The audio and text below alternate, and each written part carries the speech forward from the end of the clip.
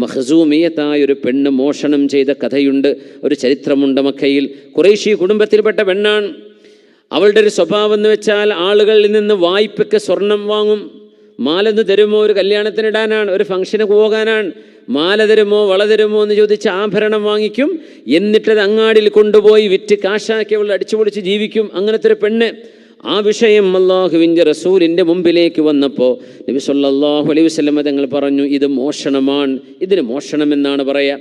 മറ്റുള്ളവരുടെ സമ്പത്ത് എടുത്ത് കൊണ്ടുപോയി വിറ്റിട്ട് ആ കാശ് കൊണ്ട് ജീവിക്കുക, എന്നിട്ട് തിരിച്ചു ചോദിക്കുമ്പോൾ അങ്ങനെ സംഭവം ഞാൻ അറിയില്ല എന്ന് പറയാം. തങ്ങൾ പറഞ്ഞു, ഇസ്ലാമിൻ്റെ നിയമപ്രകാരം അവരുടെ കൈ മുറിക്കപ്പെടും എന്ന് പറഞ്ഞപ്പോൾ ഖുറൈശികൾ പേടിച്ചു. അവരുടെ തറവാട്ടിൽപ്പെട്ട ഒരു പെണ്ണിൻ്റെ കൈ മുറിക്കപ്പെടുക അപമാനമല്ലേ, മാനക്കേടല്ലേ?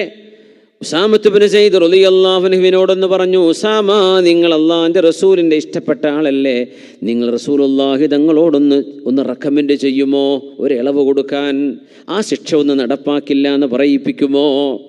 അപ്പോഴാണ് അള്ളാഹുവിൻ്റെ ഹബീബ് സല്ലല്ലാഹു അലൈഹി വസല്ലം, എത്രയോ നബിക്ക് ഇഷ്ടമായിരുന്ന സ്വഹാബിയാണ് ഉസാമത്ത് ബിൻ സയ്യിദ് റളിയല്ലാഹു അൻഹു, ഹിബ്ബു റസൂലില്ലാഹി വബ്നു ഹിബ്ബി റസൂലില്ലാഹ്, റസൂലുള്ളാഹിയുടെ മഹബൂബായ സ്വഹാബിയാണ്, ഹബീബിൻ്റെ മഹബൂബായ സ്വഹാബിയായ ഉസാമത്ത് ബിൻ സയ്യിദ് ബിൻ ഹാരിസ, സയ്യിദ് റളിയല്ലാഹു അൻഹുവിൻ്റെ മോനാണിത്.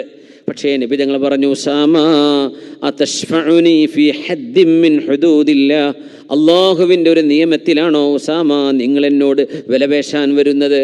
അള്ളാഹുവിൻ്റെ ഒരു നിയമം നടപ്പാക്കരുതെന്ന് പറയാനാണോ ഉസാമ നിങ്ങൾ ഈ വന്നത്? ഫവല്ലാഹി, അല്ലാഹുവിനെ തന്നെയാണ് സത്യം, ലൗ അന്ന ഫാത്തിമ ബിൻത മുഹമ്മദിൻ സറഖത്, എൻ്റെ മോള് ഫാത്തിമ ബീവി എങ്ങാനും മോഷ്ടിച്ചാൽ, ഹാഷാലില്ല, ഫാത്തിമ ബീവി എങ്ങനെ മോഷ്ടിക്കാനാണ്? പക്ഷേ നബി തങ്ങൾ പറഞ്ഞു, എൻ്റെ മോള് ഫാത്തിമ എങ്ങാനും മോഷ്ടിക്കുകയാണെങ്കിൽ ലഖതഅതു യദഹാ, എൻ്റെ ഫാത്തിമയുടെ കൈ ഞാൻ മുറിക്കും എന്ന് പറഞ്ഞു റസൂലുള്ളാഹി തങ്ങൾ മിമ്പറിൽ കയറി ഖുത്ബയോതി പറഞ്ഞു. അതാണ് അഷ്റഫുൽ ഖൽഖിൻ്റെ നീതി സല്ലല്ലാഹു അലൈഹി വസല്ലം.